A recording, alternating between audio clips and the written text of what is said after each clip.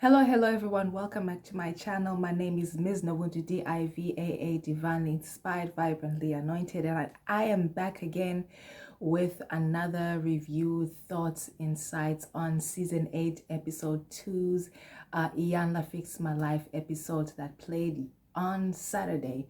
I almost didn't do this one, but I watched it again and I was like, oh, light bulb came on and I saw exactly why I need to do it, because the insights started to come through. Again, let me just prefix this these thoughts and these insights and slight preview. Let me prefix it with mention that this is not a blow-by-blow recount for you as to what happened in the episode, but rather a look at the episode. I offer some review as a matter of context, but I'm not telling you what happened in the episode. I am letting you know thoughts and insights that I received from the episode. So if you are looking for something that's going to tell you a blow by blow of what had happened in the episode, this is not that kind of video. But if you're looking for insights and if you're looking for thoughts and revelations about what I got from the episode and the things that I learned and I would like to share with you in the episode, then this is the video for you. Another thing that I would like to alert you on is that down below in the description box, I have chapters, or what we call as well timestamps. If you want to view this video in a quicker manner, then the chapters will be in the description box down below, and you can just skip to whatever part of the video that you are interested in watching, so that it can be a quick view navigation for yourself. That all being said, let me get into what this episode was about this week. So in this week, we meet Deirdre and Idris, who are a young couple. But this is a couple in some kind of crisis in their marriage. And at the moment that each one of them enters, so Deirdre comes in and she is asked to blindfold herself, and then they walk her towards 3 different doors, and each door has a name, a sentence on it, and is asked to pick which one most reflects how you're feeling right now about why you are here. And so this is done for both of them. Deirdre picks the door that says, "If only you knew." And Idris, her husband, picks the door that says, "I made my bed, so now I have to lie in it." As a matter of commenting on what Idris chose, Deirdre says that, it feels familiar because it reminded her of her father, who she felt like stayed in the marriage, I guess, with her mother, even though he was checked out. But it's as if he was resolved that, well, I made my bed, so I'm going to lay in it. And Idris, commenting on Deirdre's door that she picked, says that, I understand why she would have picked that door, because each might not say what they feel to each other, but they exude it and they embody it. So even though they've never said these things to each other, they embody these things, they exude these things, so the messages are still read. So the conversation that starts with both of them meeting with Iyanla, and this is the part of the story where Iyanla is saying, "What do you think you're here for? How would you articulate is the reason of why we're here?" Deirdre is saying, if we can find a way to work out, I like him as he is, but if we can find a way to work out the differences and experience some kind of victory and triumph in that, I'm willing to stay in this. And Idris, on the other hand, is saying that he feels like he just wants to get away, but he cannot, because he has children with this person and they have a family. They've all had children together, 2 children together, and then they've brought children from previous relationships, and they have 11 children in total. And so I'm just saying, I want to go, but I feel like I can't go because I have these children, I have this family. So Idris is, he wants out, but at some point, as Iyanla continues to speak with him, kind of changes the tune and says, okay, maybe he'd be willing to work on it. And so in the next scene, at a later stage, when now Iyanla is speaking to Deirdre, by herself. You know, she asked what, you know, Idris started out saying he definitely wants to be out, and then by the end he was kind of changing his tune and saying, well, okay, maybe I'm willing to work on it.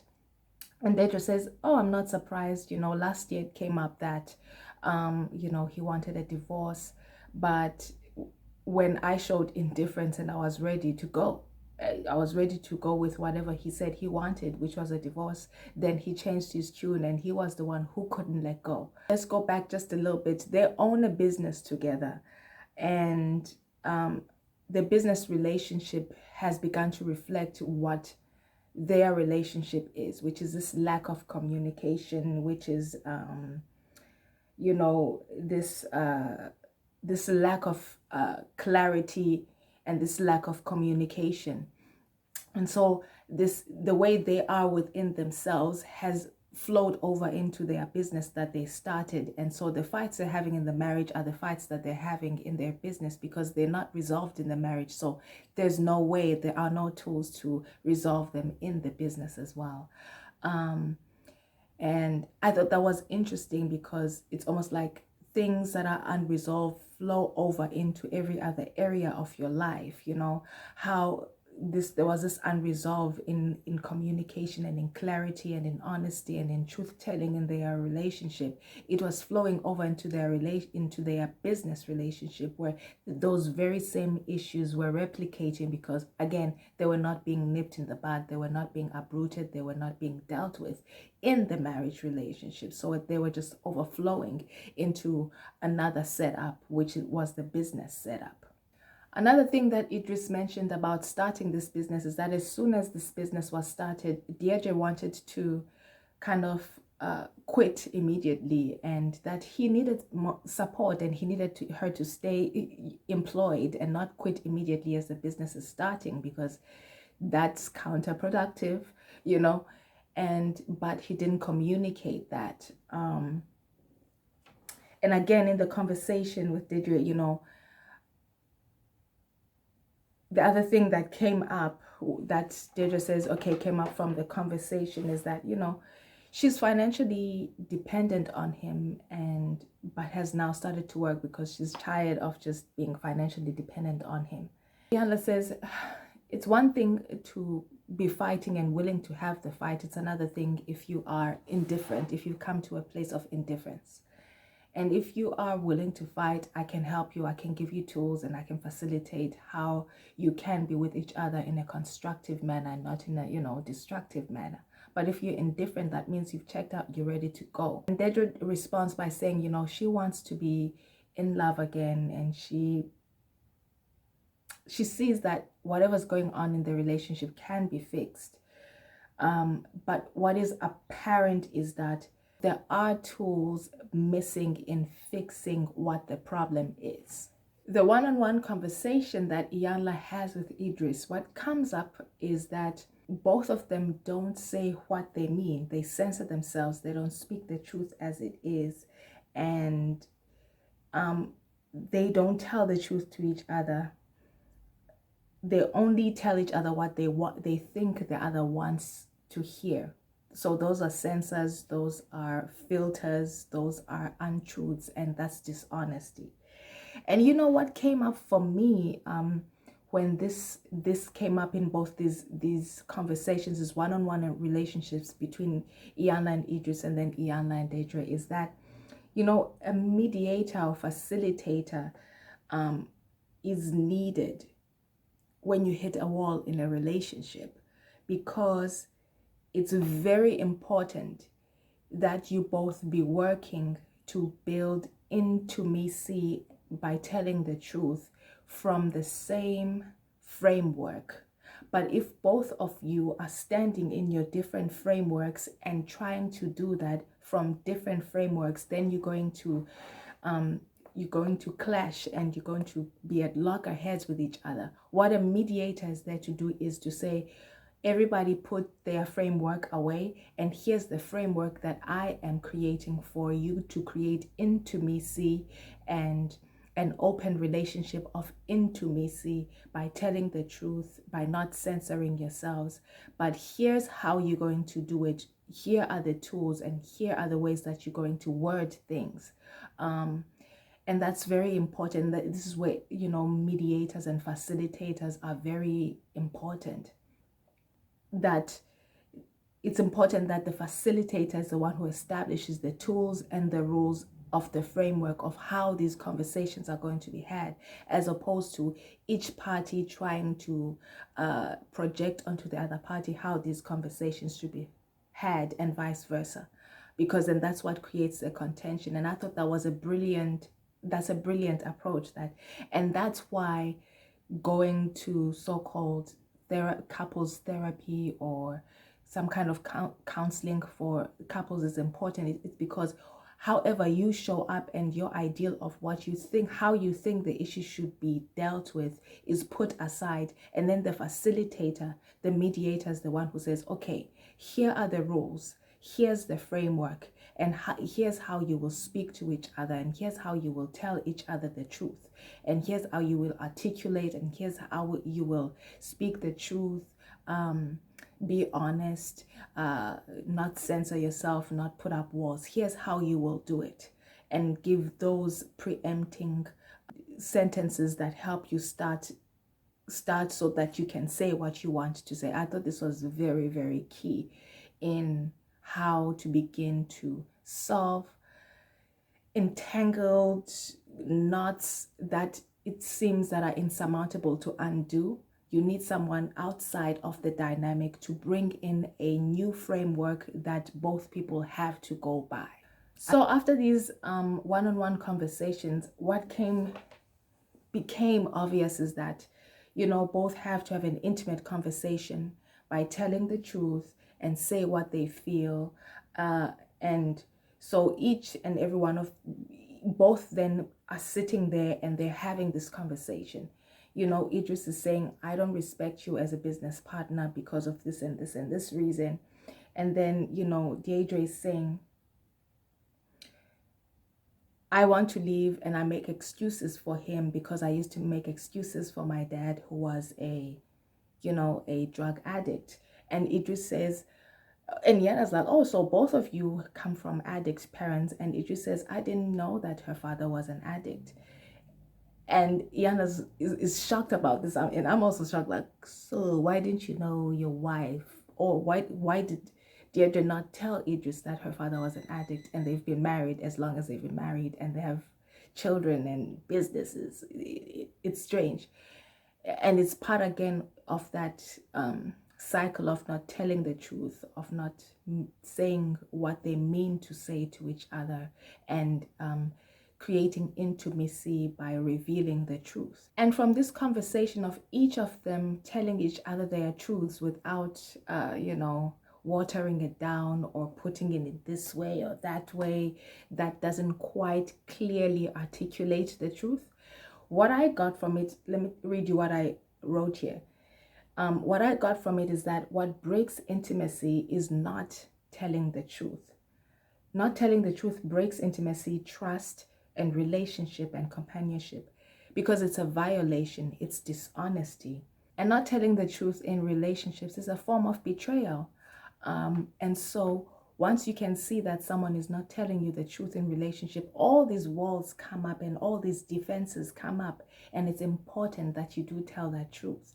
And again, what destroys and unravels and kind of destructs, a potentially great relationship, or a relationship that has problems that can be worked through, is if you are not able to just articulate your truth as it is, because then you are forsaking yourself. And when you are forsaking yourself and you are not being true to yourself, then you resent the other person for forsaking yourself. You feel as if the other person has put you in a position where you have to forsake yourself and not tell your truth. And vice versa, the other person also is forsaking themselves by not telling you the truth. So they feel like, I'm forsaking myself. And I resent this person because every time I see them, I don't feel like I can tell them the truth. And when you do that, it creates resentment. And that's the thing that is insidious and comes in to break the intimacy. And the closeness, the knitness in a relationship. And I thought that was very interesting as well. A good example of like this breakdown in communication and truthful communication between Idris and Deirdre is that, for example, in their business, he has not paid taxes for 5 years. And he is asked, why did you not pay the taxes for 5 years? And he says, I thought she would take care of it. And Iyanla asks him, did you communicate to her that this is her duty to take care of? And she's also, Deidre's also surprised, like, what do you mean?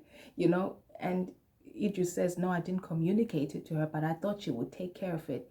And again, that's it. It's like, say what you mean. Don't move off of, you know, assumptions. Communicate clearly and communicate the truth and make your requests known.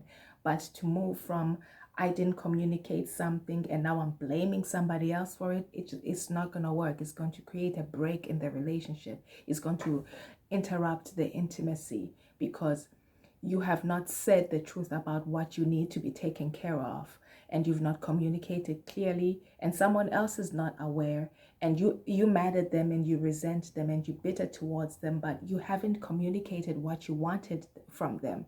So I thought that was really strange as well. But it's this pattern that's going on in not being able to tell the truth and therefore articulate and communicate openly and clearly, so that you are always in a kind of communication style that is creating intimacy, as opposed to the opposite between the two of you in a relationship. Another thing that comes up is that, you know, as a result of their histories, you know, coming from the different homes and the different upbringings that they came from, is that neither of them, or either of them, or none of both of them had any kind of training in womanhood or in manhood. Deidre used to make, you know, excuses for her father, who was an addict, and she does the same thing for Idris.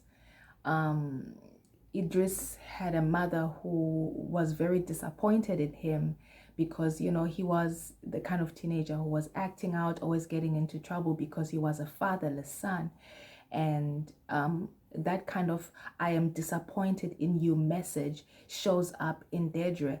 She might not have said it, but it shows up embodied in her. And so all these unresolved kind of things that they could not control in their parents and could not confront with their parents are showing up in their marriage.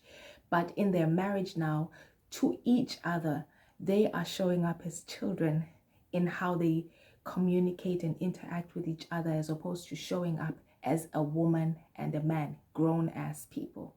And I thought that was really interesting, that because you cannot defend yourself to your parent when you are young, or it's difficult to have those difficult conversations even as an adult child with a parent, and those things show up in your relationship.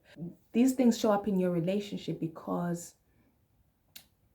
you show up as a child in that certain area, you know, instead of clearly communicating in a way that says, when you do this, I experience disappointment. When you do this, I realize that I make excuses for you because I used to make excuses for my father, who I couldn't confront because he was an authority figure to me, but you're not my father. So I want to be able to tell you the truth, and I want to come at you with love and tell you the truth about how you're making me feel. And it just made me realize that, you know, there's so many places where in our lives we can show up as children, and as if we're still powerless when we're no longer powerless, as if we're still children when we're no longer children. And it's important to show up as you are now and realize that, oh, right now I'm a woman, or right now I'm a man, and I no longer need to show up in a certain dynamic as a child, and as a wounded child, but that I need to show up in my authority as an adult. It's difficult with your parents, but I honestly recommend it. I recommend it. It will look like you're being disrespectful because your parent is not used to you showing up as an adult, but I recommend it. It doesn't mean be rude. It doesn't mean be uncouth. It doesn't mean just be disrespectful, but it means stand in your authority now as an adult. And when the very same patterns in the dynamic between child and parent happen between the child and parent in adulthood of the child, it's important to then show up as an adult so that that gets healed and that gets dealt with, then that sepsis gets healed, and so that then that overflows into your relationship where you don't show up as a child when similar kind of hurts that remind you of your childhood show up. You don't show up and respond as a wounded child, but you show up and respond as an adult in their own authority and who can speak up for themselves, but doesn't have to fight and show up in a wounded way, but can speak their truth and speak their peace, and stand up for themselves. I think our dynamics with our parents is that it's difficult to stand up for yourself to your parent, and so you working that out in your relationship, work it out with your parent, begin to start standing up for yourself with your parents, and then in your relationship you will begin to show up as a man. You'll be able to show up as a woman, being able to stand up for yourself and see that standing up for yourself in your relationship strengthens your relationship. Telling the truth and being open and being clear in your communication in your relationship creates greater intimacy as opposed to tear it apart. And so I thought that was a very interesting demonstration of this particular story, about this, from this couple's story. And there was a part there, Deirdre was telling Idris something about his stepchildren, the stepchildren to her, the children that she did not bear, but are Idris's children, and says, his children are a bit lazy and they do what they see him do. But the way that she was communicating, she was telling the truth, but the way that she was saying it to him was not in such a way that it would move him to make a change. And Iyanla kind of illustrated how to word things and have that conversation in such a way that it therefore moves him to take responsibility and nip in the bud whatever needs to be dealt with his children that are his children but not her children. And I thought that was very excellent. I wrote here, talk to each other to get each other to move the way that you need the other person to move, and not talk to each other in a way that makes the other person feel wounded and therefore insist on the incorrect and wrong thing that they've been doing anyway. Speak so that the other person can respond to what you are asking or the kind of truth that you are speaking to them, and it feels and looks different when you change how you approach, how you're going to word something, as not an attack, as not an affront, but as not a filter either, but a way that you know that this is now going to get the other person to respond, and this is going to get the other person to move in the way that I need them to. But let me try not to come with a tone that's nagging, or let me try and not come with a tone that is a fighting tone, but let me come with a tone that is speaking about, for example, in this example of Deidre and Idris, Iyanla illustrated to him saying, I'm concerned that your children are seeing you do this, and therefore they are not going to live up to the people that you want them to be, because what you are modeling to them is what they will be, and not what you want them to be is what they're going to be. And I'm concerned about that, and I'm not sure what I can do about that, but I just wanted to make you aware. And that's a different thing from your children sleep all day and they're going to be bum asses because they see you sleep all day and you need to stop doing that. Different communication. You see, looks and feels different. The first one that I just said before this one, it just feels different. Then it moves the man to say, okay, I need to change what I model to my children so that they do different because what I'm modeling is something else. And so they're doing this something else, but I'm saying, I want you to be this other thing, you know? I really liked that. I really liked that. And it just let me know that it's very important what you model versus what you say, and what you want and what you desire. What do you model? That's what your children are picking up and replicating, not what you say you desire, not what you keep saying and saying over. It's what you keep doing. Modeling is about being watched, what the other person does, and then repeating what they do. It's not about what the other person says. And I thought that was really, really important to get through to this couple, and to keep in mind as well, in just whether it's how you want people to treat you, your children, how you want your children to be, it's what do you do? How do you act? And not what do you say? How do you act? In such a way that people therefore respond in kind to the thing and do the thing that you would like them to do based on how you act, and not what you say, but how you act, I think that's very important. I really like that.